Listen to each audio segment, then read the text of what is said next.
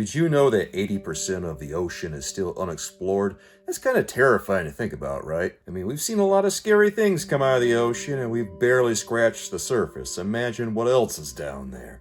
Fortunately, Endless Ocean Luminous is not a very scary game. It's more of a laid-back game, an exploration game that's a little bit educational with, a little bit of gameplay. You could describe it as an underwater experience that combines gaming with the exploration of the ocean. So real talk, I wasn't really sure what I was getting myself into when I booted up Endless Ocean Luminous on my Nintendo Switch. The cover of the game is pretty unassuming, very low-key. It didn't seem like there was anything too exciting going on. So I asked myself, is this game going to be all that engaging? Is it going to be a fun video game, or are we walking into something that's just going to be as dry as unbuttered toast? I mean, we are talking about an educational game, and those are never the biggest thrill rides, right? I'm sure it's possible to have a game that's both educational and fun to play, but does Endless Ocean Luminous cross that line? Well, when you first boot up the game, you can really tell that they had a deadline and a budget, and whoo boy, not enough of either. You take control of this random diver that goes through the ocean looking at stuff,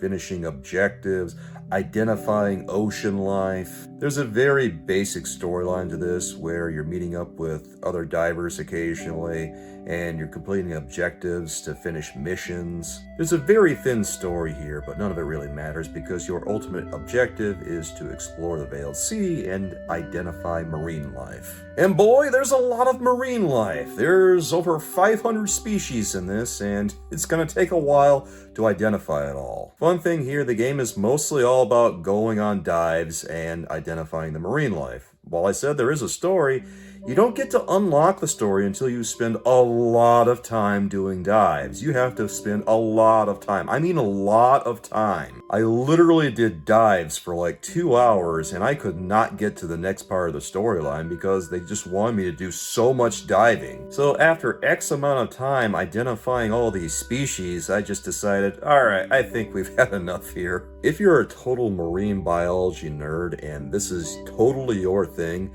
the game does allow groups of 30 players to go on dives together. So if you've got enough nerd friends, I guess you guys are gonna have the time of your life here. Even more fun for all the science nerds out there, the region changes with each dive. I was actually really impressed with how huge the ocean in Endless Ocean is. When they say Endless Ocean, they mean it. There's a lot to explore here, and I only scratched the surface of it after a few hours. Plus, as dry as this game is, I thought that the graphics used to depict all these fishes and other marine life was kind of fantastic. It looked good. Not to mention, after a while, I got a little mesmerized by just going around looking for strange new marine life and listening to the AI voice tell me all about it. Unlike other damselfish, it tends to live in deep water reefs and coral reefs. None of it was all that exciting, but there was a certain chillness and vibe about it that I could see an appeal for. And honestly, it was kind of nice. Not everything has to be about the challenge, not everything has to be about really fancy gameplay.